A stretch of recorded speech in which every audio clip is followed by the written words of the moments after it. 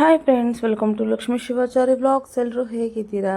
ನೀವೆಲ್ಲರೂ ಕೂಡ ಚೆನ್ನಾಗಿದ್ದೀರಿ ಅಂತೇಳಿ ಭಾವಿಸ್ತಾ ಇವತ್ತಿನ ಒಂದು ವಿಡಿಯೋ ನಾನು ಸ್ಟಾರ್ಟ್ ಮಾಡ್ತಾ ಇದ್ದೀನಿ. ಇವತ್ತು ನಮ್ಮಮ್ಮ ನನಗೆ ಉಡಿಯೋಕ್ಕೆ ಹಾಕ್ತಾ ಇರ್ತಾರೆ.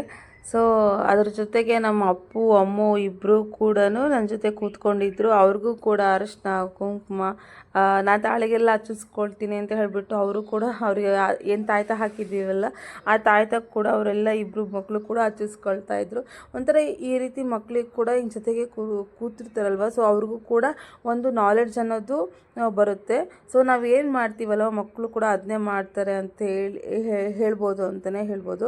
ಅದಕ್ಕೆ ನಾವು ಒಳ್ಳೆಯದಾಗಿರ್ಬೋದು, ಒಳ್ಳೆ ವಿಚಾರಗಳನ್ನು ಮಕ್ಕಳು ಮುಂದೆ ನಾವು ಏನು ಮಾಡಿದಾಗ ಒಳ್ಳೆಯವನ್ನ ಯಾವ ರೀತಿ ಕಲಿತಾರೋ ಅದೇ ರೀತಿಯಾಗಿ ನಾವು ಏನು ಜಗಳ ಆಡ್ತೀವೋ ಅಥವಾ ಯಾವ ಮಕ್ಕಳು ಮುಂದೆ ಏನಾದರೂ ಜಗಳ ಪಗಳ ಎಲ್ಲ ಆಟ ಆಡಿದಾಗ ಅದನ್ನು ಕೂಡ ಮಕ್ಕಳು ಕಲಿತಾರೆ ಅಂತಲೇ ಹೇಳ್ಬೋದು. ಹಾಗಾಗಿ ನಾವು ಯಾವುದೇ ರೀತಿಯಾಗಿ ಆ ರೀತಿಯನ್ನು ಮಾಡಬಾರ್ದು ಅಂತಲೇ ಹೇಳ್ಬೋದು.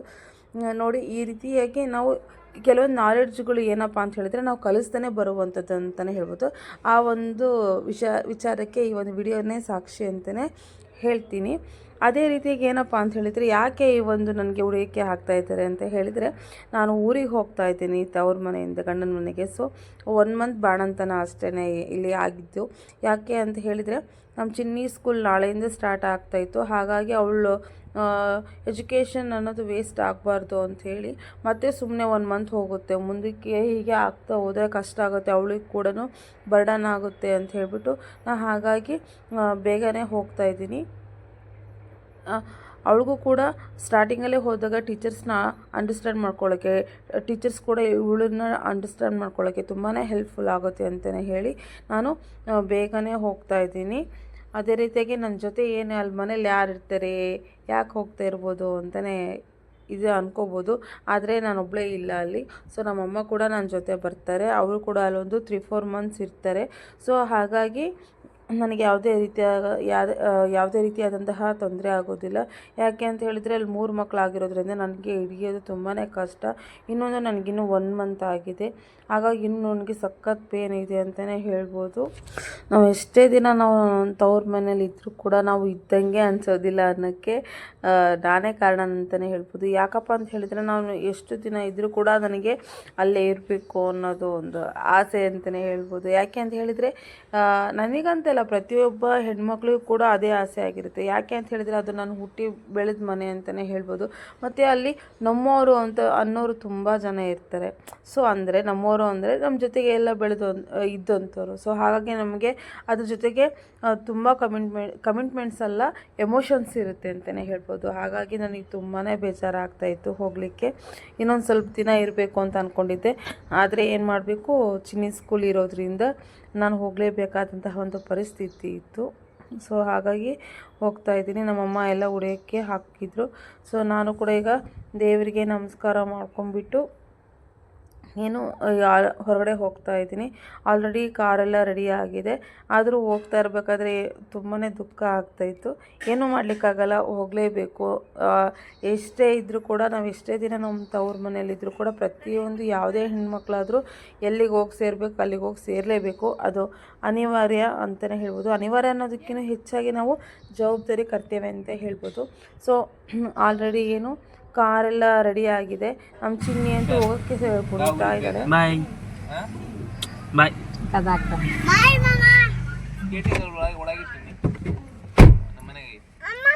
ಅವ್ರು ಬರಲ್ಲ.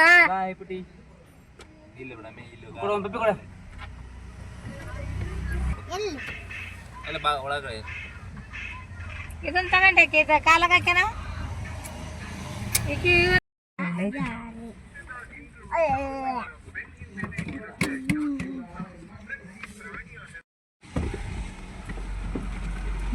ಬರ್ತಾರೆ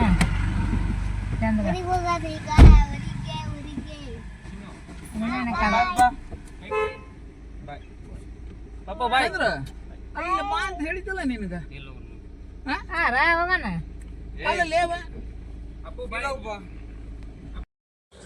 ನನಗಂತೂ ಕಾರ್ ಮೂವ್ ಆದ ತಕ್ಷಣ ಅಂತೂ ಏನಾಯ್ತು ಏನೋ ಗೊತ್ತಿಲ್ಲ, ತುಂಬಾ ಬೇಜಾರಾಗಿತ್ತು. ಅವಳು ಕೂಡ ಬರ್ತಾಯಿತ್ತು.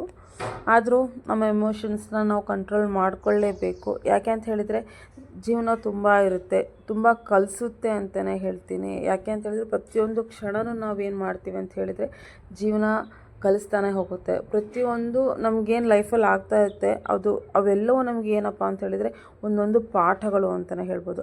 ಆ ಪಾಠಗಳಿಂದ ನಾವೇನು ಮಾಡ್ತೀವಿ ಅಂತ ಹೇಳಿದರೆ ಕಲಿತಾನೇ ಹೋಗ್ತೀವಿ. ಎಷ್ಟೋ ಸಮಸ್ಯೆಗಳು ನಮಗೆ ಎದುರಾದಾಗ ಮಾತ್ರ ನಾವು ಅದಕ್ಕೆ ನಾವು ಸಮಸ್ಯೆನ ನಾವು ಕ್ಲಿಯರ್ ಮಾಡ್ಕೋಬೋದು ಅಂಥೇಳಿ ನಾವು ಥಿಂಕ್ ಮಾಡಿ ನಾವು ಜೀವನವನ್ನು ನಾವು ಮುಂದೆ ಸಾಗಿಸ್ತಾನೆ ಇರ್ತೀವಿ.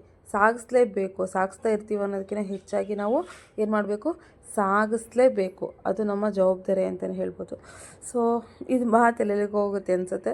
ಸೊ ಹಾಗಾಗಿ ನಾನು, ನಮ್ಮ ಅಪ್ಪಾಜಿ, ನಮ್ಮ ಚಿನ್ನಿ, ಅಪ್ಪು, ನಾನು, ನಮ್ಮ ಗೊಂಬೆ, ಸೊ ಎಲ್ಲರೂ ಹೋಗ್ತಾ ಇದ್ದೀವಿ. ತುಂಬ ಚಳಿ ಇತ್ತು ನನಗೆ ಬರಬೇಕಾದ್ರೆ. ಹಾಗಾಗಿ ನಾನು ಮತ್ತೆ ಮಫ್ಲರೆಲ್ಲ ಹಾಕ್ಕೊಂಡೆ.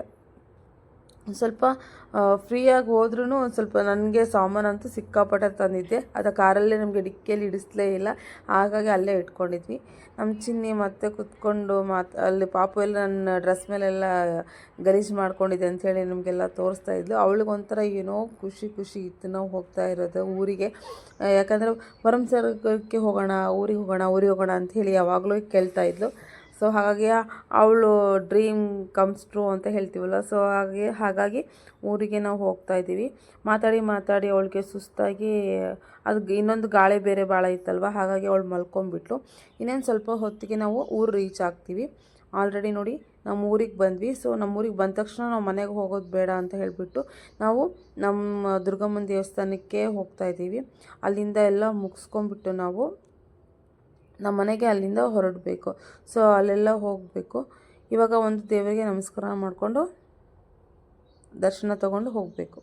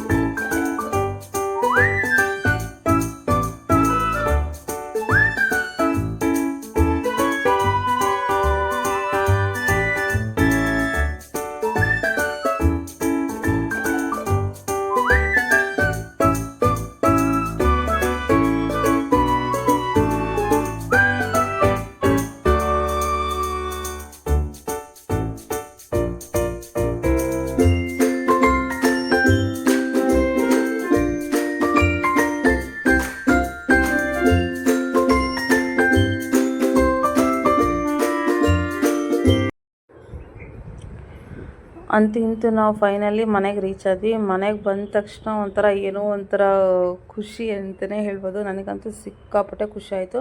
ನನ್ನ ಮಕ್ಕಳಂತೂ ಇಬ್ಬರು ಒಳಗಡೆ ಓಡೇ ಹೋಗಿಬಿಟ್ರು ಅವ್ರ ಅಪ್ಪಾಜಿ ನೋಡಿದ ತಕ್ಷಣವೇ. ನಾವು ಹೋದ ತಕ್ಷಣ ನಮ್ಮ ಮನೆಯವರು ಕೂಡ ಓಕಳೆಲ್ಲ ತೊಗೊಂಡು ಬಂದರು. ನಮಗೆಲ್ಲ ದೃಷ್ಟಿ ತೆಗಿಬೇಕು, ಪಾಪುಗೆ, ನನಗೆ ಅಂತ, ಮಕ್ಕಳಿಗೆ ಎಲ್ಲರಿಗೂ ಅಂತ ಹೇಳಿಬಿಟ್ಟು. ಸೊ ಹಾಗಾಗಿ ಈಗ ನಮ್ಮ ಮನೆಯವರು ದೃಷ್ಟಿ ತೆಗಿತಾ ಇದ್ದಾರೆ.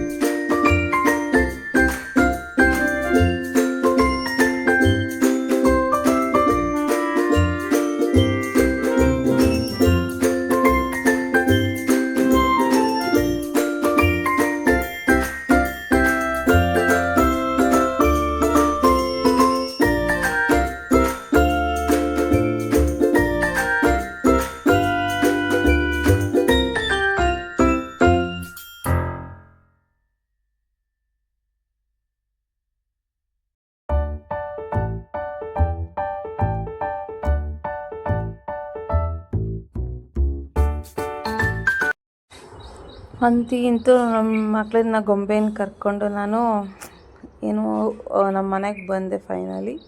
ಸೊ ಒಳಗಡೆ ಇನ್ನೇನು ಅವಳನ್ನು ಕರ್ಕೊಂಡು ಎಂಟ್ರಿ ಆಗುವಂತಹ ಒಂದು ಸಮಯ ಅಂತಲೇ ಹೇಳ್ಬೋದು. ನನಗಂತೂ ಸಿಕ್ಕಾಪಟ್ಟೆ ಖುಷಿಯಾಗಿತ್ತು. ಸೊ ನಮ್ಮ ಮನೆಯವ್ರಿಗೂ ಕೂಡ ತುಂಬಾ ಖುಷಿಪಟ್ಟರು. ತುಂಬ ದಿನಗಳಾಗಿತ್ತಲ್ವ, ಸೊ ಹಾಗಾಗಿ ಎಲ್ಲರಿಗೂ ಕೂಡ ತುಂಬ ಖುಷಿಯಾಗಿತ್ತು ಅಂತಲೇ ಹೇಳ್ತೀನಿ. ನಾವು ಎಲ್ಲರೂ ಕೂಡ ಸಿಕ್ಕಾಪಟ್ಟೆ ಒಂದು ಸ್ವಲ್ಪ ಟಯರ್ಡ್ ಆಗಿದ್ದೆ ಅಂತಲೇ ಹೇಳ್ಬೋದು. ನನಗಂತೂ ಫುಲ್ಲು ಬ್ಯಾಕ್ ಪೇನ್ ಬರ್ತಾಯಿತ್ತು. ಕಾರಲ್ಲಿ ಆಲ್ರೆಡಿ ಒಂದು 1.5 2 hours ಕೂತಿದ್ವಲ್ವ, ಸೊ ಹಾಗಾಗಿ ಸಿಕ್ಕಾಪಟ್ಟೆ ಇದಾಗಿತ್ತು. ನಮ್ಮ ಮನೆಯವ್ರು ಆಲ್ರೆಡಿ ಮಂಚ ಎಲ್ಲ ಹಾಕ್ಬಿಟ್ಟು ಎಲ್ಲ ರೆಡಿ ಮಾಡಿದ್ರು. ನೋಡಿ ಇಷ್ಟೊಂದು ಲಗೇಜ್ ಇತ್ತು, ಇನ್ನೂ ಹೊರಗಡೆ ಇಟ್ಟಿದ್ದೀವಿ. ಈ ಕಡೆ ಸೈಡ್ಗೆಲ್ಲ ಇಟ್ಟಿದ್ವಿ. ನೋಡಿ ಇಷ್ಟೊಂದು ಲಗೇಜ್ ಎಲ್ಲ ತೊಗೊಂಬಂದ್ವಿ. ಸೊ ಅದಾದ ನಂತರ ಏನು ಟೀ ಮತ್ತು ಪಾರ್ಲೆಜಿ ಬಿಸ್ಕೆಟ್ ತಿಂತಾಯಿದ್ವಿ. ನಾವು ಚಿಕ್ಕವರಿದ್ದಾಗ ತುಂಬ ಫೇವ್ರೇಟ್ ಬಿಸ್ಕೆಟ್ ಅಂತಲೇ ಹೇಳ್ಬೋದು. ಸೊ ಇವಾಗಲೂ ಕೂಡ ಯಾರಿಗೆಲ್ಲ ಇಷ್ಟ. ಸೊ ಹಾಗಾಗಿ ಎಲ್ಲ ಟೀ ಎಲ್ಲ ಕುಡ್ಕೊಂಡ್ಬಿಟ್ಟು ಆಮೇಲೆ ಒಂದು ಸ್ವಲ್ಪ ಏನಾದರೂ ಮುಂದಿನ ಕೆಲಸ ಮಾಡುವ ಅಂಥೇಳಿ ಅಂದ್ಕೊಂಡ್ವಿ.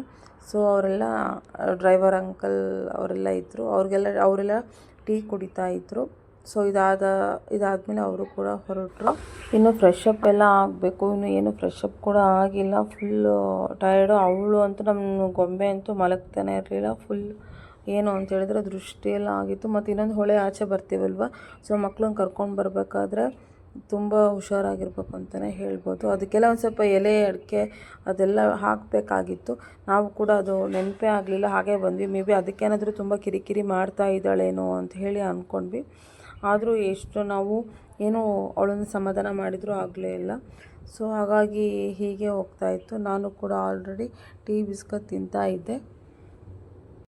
ಗೊಂಬೆಯನ್ನು ಪಪ್ಪ ಎತ್ಕೊಂಡಿದ್ರು. ಅದಾದಮೇಲೆ ನಾನು ಕೂಡ ಪಾಪ ಕರ್ಕೊಂಡ್ಬಂದು ಜೋಕಾಲೆಲ್ಲ ಮಲಗಿಸಿದೆ. ಅವಳು ಕೂಡ ಇವಾಗ ಸದ್ಯಕ್ಕೆ ನಿದ್ದೆ ಮಾಡ್ತಾ ಇದ್ದಾಳೆ. ಅದಾದಮೇಲೆ ನಾವು ಸ್ವಲ್ಪ ಫ್ರೆಶ್ ಅಪ್ ಎಲ್ಲ ಆದಮೇಲೆ ಮಂಡಕ್ಕಿ ಅಮ್ಮ ಎಲ್ಲ ಮಂಡಕ್ಕಿ ಹಚ್ಚಿದ್ರು, ಮೈಸೂರು ಮಂಡಕ್ಕಿ ಅಂತ ಹೇಳ್ಬಿಟ್ಟು. ಅದಕ್ಕೆ ಒಂದು ಸ್ವಲ್ಪ ವಡೆ ಎಲ್ಲ ತಂದುಬಿಟ್ಟು ಫಸ್ಟು ನಾವು ಸಮಾಧಾನ ಮಾಡ್ಕೊಳ್ಳೋಕ್ಕೆ ಮಂಡಕ್ಕಿ ತಿಂದರೆ ಸಾಕು ಅಂತ ಹೇಳಿಬಿಟ್ಟು ನಾನೊಂದು ವಡೆ ತಿಂದೆ. ಒಂದು ಅಥವಾ ಒಂದೆರಡು, ಆ್ಯಕ್ಚುಲಿ ತಿನ್ನಬಾರ್ದು, ಏನೂ ಮಾಡಲಿಕ್ಕಾಗಲ್ಲ, ಸ್ವಲ್ಪ ಬಾಯಿ ರುಚಿಗೆ ಅಂತ ಹೇಳಿ ತಿಂತೀವಲ್ವ. ಸೊ ಹಾಗಾಗಿ ತಿಂದೆ. ಸೊ ಅದಾದಮೇಲೆ ಅಡುಗೆ ಮಾಡಿದ್ವಿ ಟೊಮೊಟೊ ಸಾರು. ರಾತ್ರಿಗೆ ಟೊಮೊಟೊ ಸಾರು ಅನ್ನ ಮಾಡ್ಕೊಂಡಿದ್ವಿ. ಅನ್ನ ಮಾಡ್ಕೊಂಡ್ಬಿಟ್ಟು ಮಾಡಿ ಇನ್ನೇನು ಫುಲ್ ಎಲ್ಲರೂ ಕೂಡ ಟಯರ್ಡ್ ಆಗಿದ್ವಲ್ವ, ಹಾಗಾಗಿ ಬೇಗ ಮಲ್ಕೊಡುವ ಅಂಥೇಳಿ ಮಲ್ಕೊಂಡೆ.